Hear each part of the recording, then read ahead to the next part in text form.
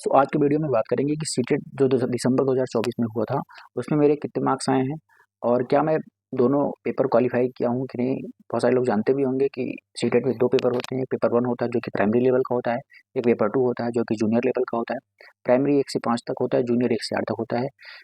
जैसे मैंने बीएड किया हुआ है तो आई थिंक प्राइमरी का उतना मान्यता है नहीं, लेकिन फॉर्म भरते टाइम क्योंकि 200 रुपये का ही अंतर होता है, तो इस वजह से मैंने दोनों फॉर्म ही भर दिया था। वैसे 1000 रुपये लग रहे थे, बट अगर दोनों फॉर्म के लिए आप अप्लाई करते हो तो 1200 रुपये लग रहे थे। तो मैं सोचा चलो दोनों ही भर देता हूँ, क्या दिक्कत है, अगर कोई फ्यूचर में चांस मिलेगा तो देख लेंगे। इस वजह से मैंने दोनों पेपर भर लिया था। ठीक है, दूसरी बात ये आती है कि मेरा कौन सा अटेम्प्ट था। मैं आपको बता दूं, ये मेरा दूसरा अटेम्प्ट था।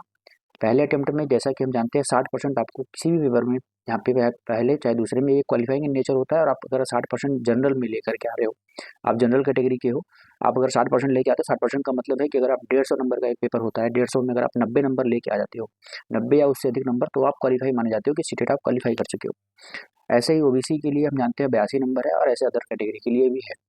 तो मेरा जो पहला अटेम्प्ट था, पहले अटेम्प्ट में मैं आपसे बता दूं, यहाँ पे स्क्रीन पे तो मैं शो नहीं कर पाऊंगा क्योंकि 1 साल हो गया, तो वो रिजल्ट वाला मेरे पास है नहीं।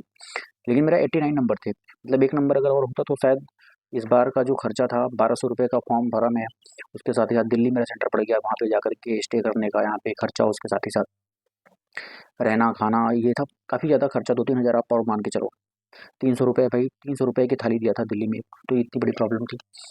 तो यहाँ पे काफ़ी प्रॉब्लम आती है जब आप कोई पेपर 1 नंबर से इस तरीके से अगर क्वालिफाई नहीं करते हो। तो आई थिंक मैंने नहीं शेयर किया होगा आपके साथ उस टाइम, बट ये सच्चाई है। मैं आपको कभी अगर मेरे पास वो प्रूफ रहेगा तो मैं आपको दिखाऊंगा।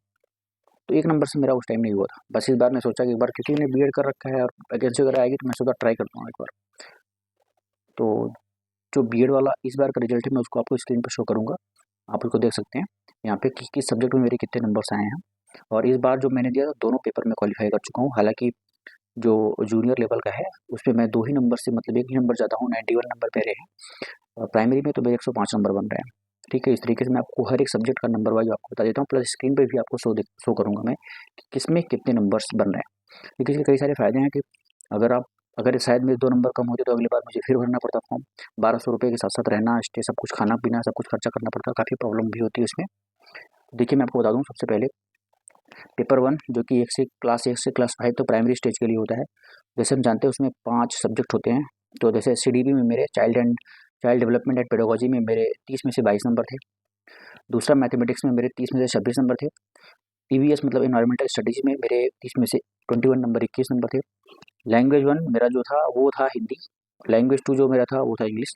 लैंग्वेज 1 में मेरे जो हैं वो 30 में से 16 नंबर हैं, आपको दिख रहा होगा। और उसके साथ ही साथ टोटल मिलाकर के अगर देखें तो ये 150 में से 105 नंबर। अगर परसेंटेज देखें तो आपको दिख रहा होगा, आई थिंक 70% यहाँ पे बना हुआ है। तो 70% आई थिंक ठीक है। 60% ही मांगता है क्योंकि इसमें कोई मेरिट कुछ भी बननी नहीं है, केवल ये क्वालिफाइंग इन नेचर होता है। तो 60% बहुत है, मुझे लग रहा है कोई प्रॉब्लम की बात नहीं है। अब बात करते हैं पेपर 2 की। पेपर 2 की जो कि क्लास 6 से लेकर के क्लास 8 के लिए होता है, एलिमेंट्री एज स्टेज बोलते हैं इसको। तो इसमें भी 5 सब्जेक्ट थे, आप जानते होंगे। इसमें भी 2 लैंग्वेज के पेपर होते हैं। पहला मेरा हिंदी था, दूसरा यहाँ पे इंग्लिश था। तो सबसे पहले सीडीपी की बात करते हैं। चाइल्ड डेवलपमेंट एंड पेडागोजी में मेरे 30 में से 21 नंबर थे। दोनों ही पेपर में मेरे सीडीपी में आई थिंक काफ़ी ठीक-ठाक नंबर, 21-22 नंबर नॉर्मल ठीक ही है। मुझे ज़्यादा बहुत अच्छा नहीं है, बट ठीक है, मीडियम में। देखिए मेरे जो नंबर कम हुए वो मैथमेटिक्स एंड साइंस में कम हुए थे। मैथमेटिक्स साइंस में मिलाकर के 60 में से मेरे 29 नंबर बने थे, 29 नंबर ही बन पाए थे। तो इस वजह से नंबर, जो ओवरऑल नंबर था वो कम था। नहीं तो ओवरऑल अगर हर एक सब्जेक्ट वाइज देखें तो ठीक था, लेकिन मैथ और साइंस की वजह से थोड़ा सा मैंने तुक्का खूब ज़्यादा मार दिए थे इस वजह से यहाँ पे। लेकिन भगवान और आप लोगों के आशीर्वाद से मैं क्वालिफाई कर गया। लैंग्वेज 1 की बात करूँ, लैंग्वेज 1 में मतलब हिंदी में मेरे 30 में से 18 नंबर थे। कहाँ पे गलती हुई मैं मिलाया भी नहीं। मैं आपसे बता दूँ कि मैं पिछले कई सारे पेपर्स अटेम्प्ट कर रहा हूँ। जब एग्जाम देता हूँ तो आंसर की मैं मिलाने से डरता हूँ, नहीं मिलाने से सोचता हूँ हटाओ क्या मिलाऊँ, सीधा आंसर ही देखूंगा, सीधे रिजल्ट ही देखूंगा मैं। चाहे वो मैं यूपीपी की बात करूँ, चाहे सीटेट देख लो आप, चाहे आई थिंक एमटीएस का तो मिला था मैंने, बट उसके बाद सीजीएल का भी मैंने नहीं मिला था। सीजीएल में तो मेरा नहीं हुआ, मैंने आपको बताया ही था। ठीक है, सीजीएल में मेरे कई नंबर बढ़े थे, लेकिन उतना भी नहीं कि जितना मेरा सिलेक्शन हो पाए। तो मैं कहाँ तक पहुँचा था, मैथमेटिक्स साइंस में 60 में से मेरे 29 नंबर थे।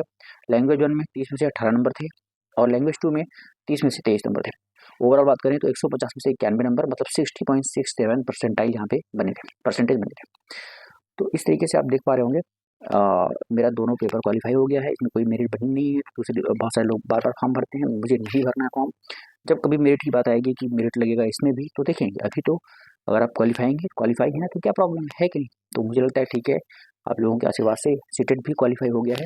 एक उपलब्धि मान के चलते हैं कि एक चीज़ और जुड़ चुकी है कि सीटेट भी अब हम क्वालिफाई कर चुके हैं। अब वैकेंसी आएगी तो देखेंगे उसमें कि क्या होता है।